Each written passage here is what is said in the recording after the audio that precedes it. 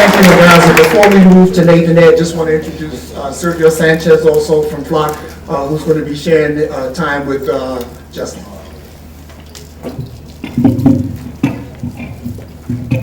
Okay, I'm going to try to do this as quickly as possible and as briefly as possible. I didn't expect to do this, but I'm going to do the best I can. I'm talking about the environment and the struggles that are going on here in North Carolina that we've had members who've been a part of, and in communities, and some in workplaces, but basically in communities, some older struggles and some new struggles too. We're looking at the environmental racism aspect of things that are the environmental condition that's happening here in North Carolina, and we're looking at 4 particular areas. The hog farms and biosolids application, landfills and fracking. I'll be looking at those. Some of the lessons that we've learned is that it's the people that make the changes. It's the people that, all of us coming together and working on the issue and fighting on the issue that makes the changes. It won't be done by the corporations. It's us that are going to have to do it. But although we have separate issues, people working on separate issues, that everything is focused in poor and working communities, in communities where African Americans make up roughly 50% of those communities, but basically poor and working class communities. And we're all fighting the corporations, who want to get richer by super exploiting the people in those communities, the people in the workplaces, and also super exploiting the land. We'll look at hog farms in eastern North Carolina. Hog farms play a big part in the environmental racism and the environmental struggle in eastern North Carolina, because in eastern North Carolina, some of the largest hog farms in the country exist in eastern North Carolina. We're talking about hog farms that, when I was growing up and we had a farm, we had like 200 hogs, but we're talking about hog farms where there are 10,000 to 25,000 pigs on a farm. And you have large farm corporations that have come in and bought up smaller family farms and bought out them by providing the hogs and the materials in exchange for use of their land to raise these hogs. So you're talking about 10 million hogs in eastern North Carolina. That's about $1 billion annually in income that they make off these farms. There are several issues of odor, the waste, the hog farm waste. Hogs produce 10 times the amount of waste that humans do for one hog. So you got 10 million tons of waste.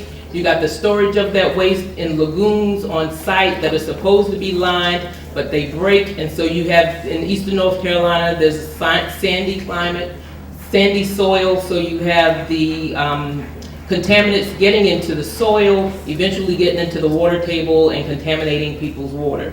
You have the lagoons, the sludge, the waste that goes into those lagoons. Sometimes it's land applied, they call it fertilizer, and they spray it on people's, they contract with other farmers to spray it on their land. It's supposed to, so you have that smell, the odor that permeates people throughout the community, the land application, the concentrated waste on those lands, the contamination of the groundwater, and also nutrient overload. When it rains, if they overflow, they run into streams and rivers, lakes, and so you've contaminated the surface water and also the groundwater. Landfills are an issue. There's a lot of waste that's being created by people moving here. They like to cite landfills in communities of color, communities that are poor. So there's struggle now in Harnett County, which is also the eastern section of North Carolina, to site a regional a regional landfill where they will be collecting garbage from all across the region, the state, the southeastern region, and bringing it to that particular landfill. Also, this whole issue of fracking, because the price of gas is so high now and they're making lots of money off of it, now it's advantageous for them to look at a new way of extracting gas from the ground. And one way is just drilling 3,000 to 8,000 feet directly down into the shale rock and going out at a perpendicular angle to create fissures in the shale rock where they can get more methane that can come into this pool, and they can extract it that way. So they're using millions of gallons of water to inject chemicals and water and sand down into this hole that they've drilled and so you've got wastewater, millions of gallons of wastewater that are coming out, and millions of, because they don't tell you what chemicals in addition to the water that they used in these drills, in these wells, it's considered proprietary information, but there are all kinds of carcinogens, 29 known carcinogens that they use. And so this water, 50% of the water comes up, and they have to dispose of it some way. A lot of the treatment plants can't handle it. There's spills on site, and a lot of these chemicals stay in the ground itself too. So you have contamination of well water again, and a lot of people are still on well water here in North Carolina. So that is coming in the central part of the state, Durham County, Wake County, Chatham County, Lee County, Moore County, all of those counties are affected. My time is up. Environmental racism is rampant in the state, but and Naima Mohammed is certainly working on hog farms. You can certainly talk with her, and I have some more information too, so talk later.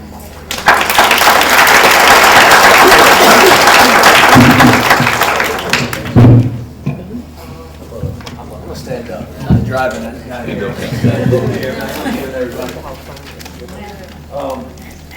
My name is Justin Flores. I'm with the Farm Labor Organizing Committee. I'm going to talk real briefly, let Brother Sergio talk. First, just wanted to apologize for running here a little bit late. Some folks know already, this weekend is a big weekend for us in Flock. Sorry about that, I'll slow down. This weekend, we have some materials that we'll be handing out, but this weekend on Sunday, we're going to be releasing a report that we spent a year on, thoroughly documenting the conditions in tobacco labor camps and fields. Well, one thing about this report is that it's not going to be like every other report about farm workers. It's not going to sit on a shelf, and we're not going to do another one saying the same things in 10 years. You know, we have some very solid, since it's a report, we call them recommendations, but these are necessities.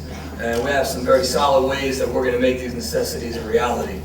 So on Sunday, we're actually having a rally in Eastern North Carolina in Dudley. Some folks got to come out where we're going to release this report and talk about how we're going to make these recommendations a reality. So needless to say, it's a little bit of a crazy weekend, so bear with us as we're in and out. But the little paper I got just now, wanted to talk about a southern context and an international context. And I can't imagine an issue more suited for that than the struggle of farm workers in North Carolina. From a southern context, as many folks know, southern agriculture comes out of the history of slavery, the history of racism, and the history of exploitation. Farm workers have been excluded from every major labor and employment law since the New Deal and in the history of this country. No collective bargaining rights, different child labor laws, different overtime laws, different workers' compensation laws, and it's led to some pretty terrible conditions that the brother's going to talk about. And internationally, as most folks know, the large majority of farm workers are undocumented, been affected by free trade agreements, putting farmers in Mexico out of work, forced to migrate only to see more exploitation here in the United States. Finally, our struggle can't be talked about without talking about corporate power. As many folks know, cigarette companies are making billions of dollars even in a bad economy, while tobacco farm workers are seeing some of the worst conditions in the country, and we need to address that. And so I just want to touch those couple issues and really quickly introduce Brother Sergio Sanchez, who's been involved in the Flock movement pretty much all his life, and talk a little bit more about both this report, what's in it, what's in the report, and what's going on in the fields, and how we're going to change these things. I'll turn it over.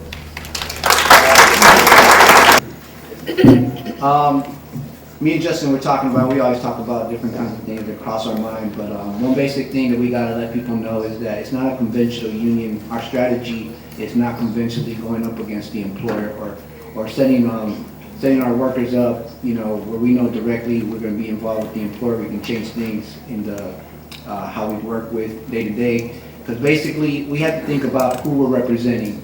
Our workers, you can say they've come to this country, most of them are undocumented, coming from Latin America. And so once they're here, it's seen as an opportunity. This opportunity, you can say the pain that they go through, the struggles that they go through, from the infections, from the pesticide poisonings, from the abuses, they still see it as an opportunity for them to provide for their family. So you gotta understand the sacrifice that they're putting just to get to this country so that they can provide for their family back in their country. So it's hard to organize the workers when they got so much at risk, so much they're sacrificing, so much that it has on the line. It's hard to organize them and tell them, you know what, let's stand up to this company today, because that is their livelihood. They depend on day to day. So when we don't even know if they're gonna be able to go to work the next day because of the weather, if the weather's gonna allow it, they might not work for 3 days because it's gonna rain for 3 days. So it's hard to organize. So that's why it's important for all of us to understand that the flock movement, what we're trying to organize is the movement. We have to create a voice for those workers. We have to create a voice for those workers who can't speak out themselves. We have to be that voice for everybody else. We have to stand up and we have to fight for them. So when we go into the field, someone has to go into the field and tell them, someone has to go and educate them. Someone has to go and talk to them about what's going on in the real world, because they live in another world. They live in a world of exploitation. They live in a world where the chains are not physical, chains, steel chains, but it's the oppression, it's the demand that they have for them to produce. The day-to-day saying that if you're sick, we're going to replace you by somebody else this today, so you better go work. Those are the chains that help hold them down to these camps and to these conditions. So it's important for us to understand the sacrifice that our workers are putting on just to be here, and why we have to stand together and create that voice for them, and why this movement has to go to the corporation and not just the farmers and not just the contractors. These corporations are the ones that are responsible and have the power to make the change, and we got to understand that the farm worker and the corporation have to be at an equal level if we want to see the change happen. So what we try to do is create that voice. That's what the flock movement is all about. We need the support of all of you to go out there and tell people that, those people in the fields can't speak out for themselves because they have so much on the line that they might lose day to day. If they don't have a job, their kids might not be able to go to school, their family might not be able to eat. So it's not that they don't want to see the change, it's a sacrifice. It's hard for them to see the change, to fight for that change because they have so much on the line.